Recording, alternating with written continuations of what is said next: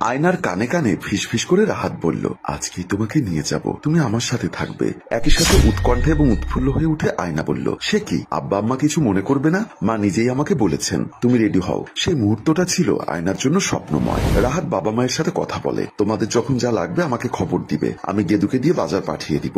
মা বলল, হ্যাঁ বাবা, দেখে শুনে যাস, আর বৌমাকে দেখে রাখিস, মেয়েটা সেখানে নতুন, ওর যত্ন নিস, তোমরা কোনো টেনশন করো না, শুধু আমার জন্য দোয়া করো। বলেই আমি চলে আসি। তারা মন খারাপ করে চেয়ে আছে। রাহাত রুমে এসে দেখে আয়না সবকিছু গোছগাছ করে রেখেছিল। তবু রাহাত অনেক কিছু রেখে যায়। তুমি অনেক জিনিস রেখে দিয়েছো রাহাত, ওখানে আগেই আমি তোমার জন্য অনেক কিছু কিনে রেখেছি, এসব নেওয়ার প্রয়োজন নেই। যখন আবার এখানে ঘুরতে আসবে তখন আর একটা এক্সট্রা লাগেজ বহন করা লাগবে না। এই কিছুদিনে আয়না বুঝতে পেরেছে মানুষটা ভীষণ রকম গোছানো। আয়না শোনে, ঢাকা শহরের নিয়ম কানুন একটু আলাদা, তোমার মানিয়ে চলতে একটু কষ্ট হবে। আয়না মাথা নিচু করে হাসলো, আমি জানি, নাটক সিনেমায় দেখেছি, আমি কোনোদিন ঢাকা যেতে পারবো সেটা চিন্তাও করিনি। স্বল্প শিক্ষিত মেয়ে আমি, বাবা ক্ষেত মজুর, তাই এসব আমার কাছে বিলাসিতা একদম না। তুমি তোমার প্রাপ্যটাই পাচ্ছ। নিজেকে কখনো আয়নায় ভালো করে দেখেছো? তোমাকে একবার যে দেখবে সেই পাগল হয়ে যাবে। অবশ্য তোমার তো আয়না দেখার দরকার নেই, তুমি নিজেই তো আয়না। হাহা করে হেসে ওঠে রাহাত। অবশেষে প্রায় 9 ঘন্টা জার্নি শেষ করে তারা এসে পৌঁছালো রাহাতের ভাড়া করা ফ্ল্যাটে। ফ্ল্যাটের দরজা খোলা দেখে দুজনেই আটকে উঠলো। আমি আপনাগরে ছাদ থেকে দেখছি, তাই দরজা খুলে রাখছি। আসসালামু আলাইকুম ভাবি, কেমন আছেন? আমি ভালো আছি। তুমি কে? আমি রাবেয়া, ভাইজানের বাড়িতে বহুদিন ধরে কাম করি। আজকে লিফটটা নষ্ট ছিল, পায়ে হেঁটে 6 তলা পর্যন্ত উঠে রাহাত সমানে ঘামছে। এই কি হয়েছে, তোমার কি শরীর খারাপ লাগছে? না, একটু পানি দাও, আমি আনছি ভাইজান, আপনি ভেতরে আইসা বসেন। আয়না তুমিও যাও, পানি নিয়ে এসো। আয়না কিছু বুঝতে পারে না, তবু সে ছুটে যায়। রান্নাঘর কোন দিকে সে চেনে না। আয়না রাহাতকে শুয়ে দিয়ে রাবেয়ার সাথে খাবার দাবারের ব্যবস্থা করতে গেল। রাহাত ইতিমধ্যে ঘুমিয়ে গেছে, হয়তো শরীর টায়ার্ড তাই।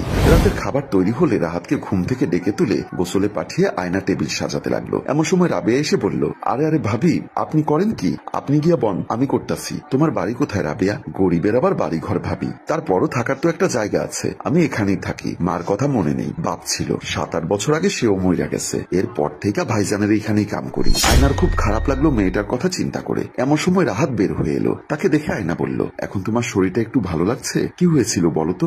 না তেমন কিছু না, মাথাটা একটু ঘুরছিল, এখন ভালো লাগছে। রাত কিছুক্ষণ এক দৃষ্টিতে রাবেয়ার দিকে তাকিয়ে থেকে আয়নাকে বলল, ওকে এখান থেকে যেতে বলো, খাবার টেবিলে শুধু তুমি আর আমি থাকবো। রাহাত এত উচ্চস্বরে কখনো আয়নার সাথে কথা বলেনি, তাছাড়া সে নিজেই তো রাবেয়াকে বলতে পারতো। রাবেয়া চলে যায়, আমরা খেতে বসে যাই। খাওয়া শেষে ওরা নিজেদের শোবার ঘরে চলে যায়। কি হয়েছে রাহাত, তুমি রাবেয়ার সাথে এমন ব্যবহার করছো কেন? মেয়েটা তোমার এখানে আছে, দীর্ঘদিন কাজ করছে, তোমাকে একটা কথা বলা হয়নি। এই মেয়ে তার প্রেমিকের সাথে পালিয়ে 2 মাস আগেই আমার ঘরে চুরি করে পালিয়ে গেছিল। পেটে নাকি বাচ্চাও ছিল। কি যে বাজে সময় কেটেছে তখন আমার। আশেপাশের অনেক ফ্ল্যাটের মানুষজন তো আমাকেই সন্দেহ করছিল, আর ওদেরকে দোষ দিয়ে কি হবে? এসব তো হয়। সেসব ভয়ঙ্কর দিন আমি কখনো ভুলতে পারিনি। ঘটনা তখন তোমাকে জানাইনি, অযথা চিন্তা করবে তাই। এখন এসে দেখি সে আবার ফিরে এসেছে, মানে কি দাঁড়াচ্ছে? নিশ্চয়ই সেই প্রেমিক তাকে ঠকিয়েছে। পেটের বাচ্চার কি করেছে কে জানে। রাতের মুখে থুতু জমেছে। ও মা, সে কি? আমরা ঘরে একটা চোর পালছি, তাও আবার দুশ্চরিত্রা? না না, ওকে আমি রাখবো না। হ্যাঁ, কাল সকালে তুমি ওকে বিদায় করে দিবে। তুমি শুয়ে থাকো, আমি এক্ষুনি ওকে গিয়ে বের করে দিয়ে আসছি।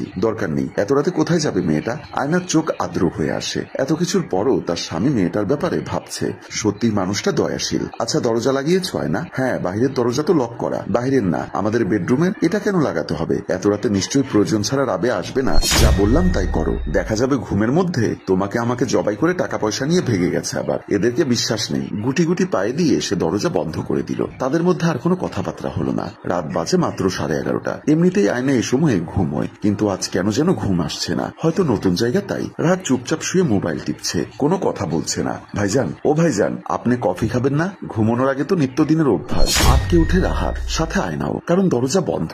এই মেয়ে ঢুকলো কিভাবে? রাবেয়া, তুই বের হ আমার ঘর থেকে। কেন ভাইজান? এই দেখেন গরম ধোয়া ওঠা কফি, নেন, খাইয়া নেন। এতদিনের অভ্যাস একদিনে ভুলবেন কেমনে? তুই আমার ঘর থেকে বের হয়ে যা, বের হয়ে যা বলছি।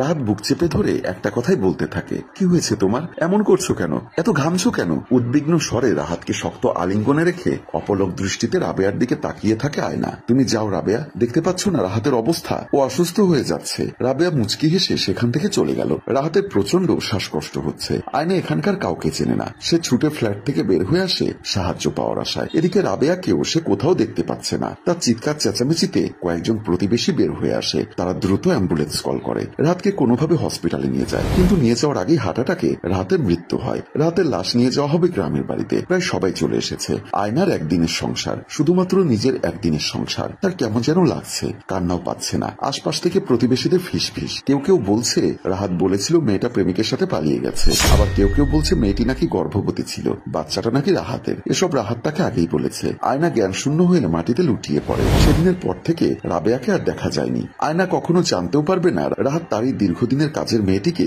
ছলনার আশ্রয় নিয়ে জীবন সঙ্গী করার লোভ দেখিয়ে দিনের পর দিন ব্যবহার করে গেছে। মেয়েটি গর্ভবতী হলে সে খুশি হওয়ার ভান ধরে এবং বিয়ে করবে এই মিথ্যা প্রতিশ্রুতিও দেয়, কারণ সবকিছু সাজাতে তার কিছু সময় প্রয়োজন ছিল। ততদিনে গ্রামের বাড়িতে আয়নাকে তার পছন্দ হয়ে গেছে, এমনকি বিয়ে করবে বলে বাবা মাকে কথা দিয়েছে। এক রাতে 2 কাপ কফি বানাতে বলে রাবেয়ার অগোচরে ওর কফি মগে ঘুমের ঔষধ মিশিয়ে তাকে জবাই করে বস্তায় ভরে বুড়িগঙ্গায় ফেলে মুক্তি খুঁজেছে। তার বিবেকে এতটুকু বাঁধেনি। তার পরের সপ্তাহে সে খুশি খুশি মন নিয়ে আয়নাকে বিয়ে করেছিল। রাবেয়া তার জীবনের শোধ নিয়েছে, তার সম্মানের শোধ নিয়েছে, তার অনাগত সন্তানের শোধ নিয়েছে। দোষ তারও ছিল, মিথ্যা প্রতিশ্রুতিকে সত্যি ভাবা, ভালোবাসার মানুষের জন্য শরীর মন উজাড় করে দেওয়া। কিন্তু তার অনাগত সন্তানের দোষ কোথায়? প্রকৃতি নিষ্ঠুর। মৃত্যুর পরেও রাবেয়াকে তাই ফিরে আসতে হয়েছিল। সম্মানিত ভিউয়ার্স, আমি মনে করি এরকম মানুষের শাস্তি এমনটাই হওয়া উচিত। অসহায় মেয়েদের সুযোগ যারা নেয় তারা কখনোই পুরুষ হতে পারে না। গল্পটির ভাবনায় ও পরিচালনায় হাশেম রাজু, চিত্রগ্রহণ রোমান ও প্রযোজনায় মঞ্জুর মোর্শেদ মিউজিক প্লাস। গল্পটি ভালো লাগলে লাইক, কমেন্টস ও শেয়ার করে দিন। ধন্যবাদ।